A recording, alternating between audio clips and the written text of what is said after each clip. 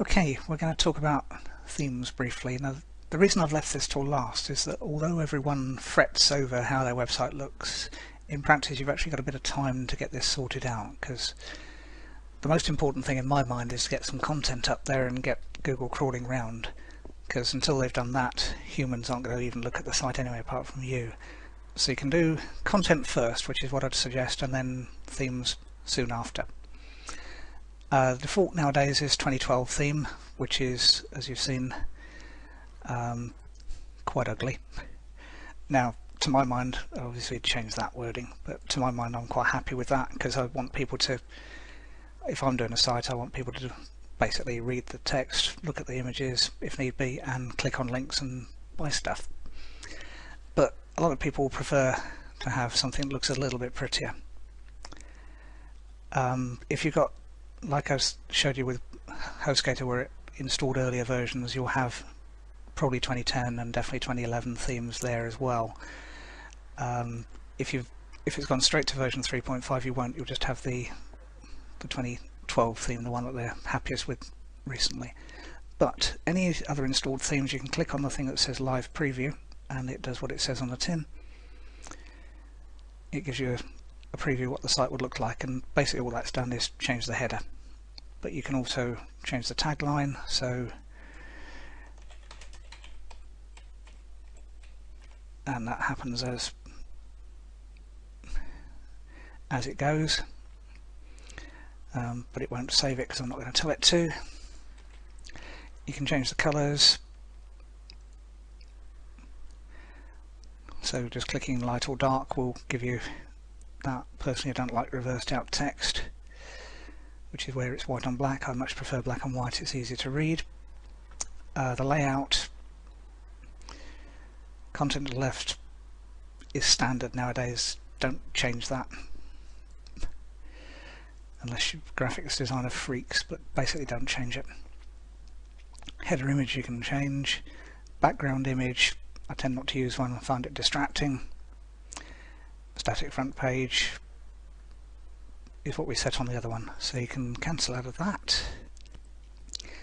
And then install themes. Now that will give you the standard WordPress search, and it's very easy to get distracted on there for ages. You can do all sorts of things. I find that those tend to narrow them down quite a lot, but you can search for a keyword, search for newest if you're one of these people that prefers newest, and you can preview any of those.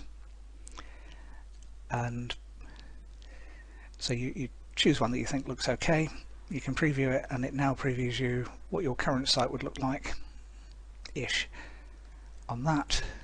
Close out of that, and you go through, and as I said, you can spend hours, or you can find a graphics designer who will just design you a site for however much money you want to pay them. They're all over the place on pricing, ranging from very, very cheap to very, very expensive and all points in between.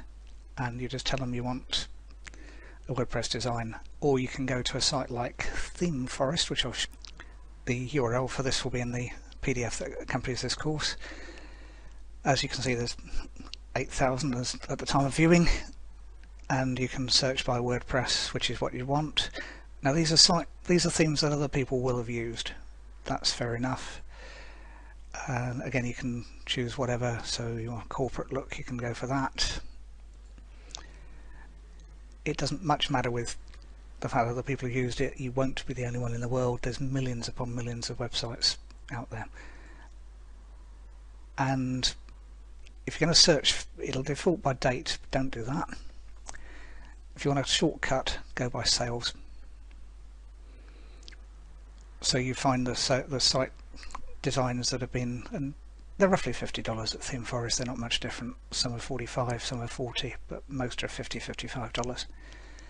And then you can preview that and see why other people like it. And you've got screenshots, live previews, all sorts of things, and a sales pitch on what it does.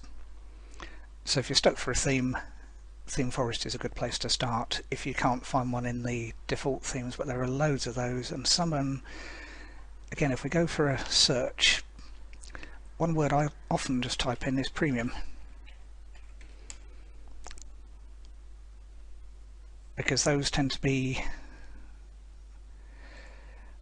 slightly more corporate-y, that particular one. But a premium theme isn't premium because WordPress will only link to ones that are free or start free, and then you have the option of paying more. So that particular one looks like a very good slideshow type one, very standard modern design. You can install it literally by clicking install, and you can activate. Doesn't matter, you can always go back to the previous one. So that's now activated. Demo site, visit the site. That's as quick as it was to change the look and feel of the WordPress site. I don't particularly like that design, but that's fine. You can do that regularly, and you just go back and reinstall 2012, wherever that's gone to, activate. That's how you change the look and feel of WordPress. So now you know everything that you need to know. If you don't, there's a few places you can go for support. One is Fiverr, where there's people that will sort out any WordPress problem you've had, often for just $5, sometimes for 2 or 3 lots of $5, it varies. Or you can search YouTube, there's tutorials on WordPress coming out of your ears. But this will give you 95% upwards of what you need to know, and the other 5% will be individual to you, so you'll need to find what you need to find, if that makes sense. But thanks for watching, and if you've got any general questions, drop me an email. I'll do my best to reply or point in the right direction. Okay, thank you very much.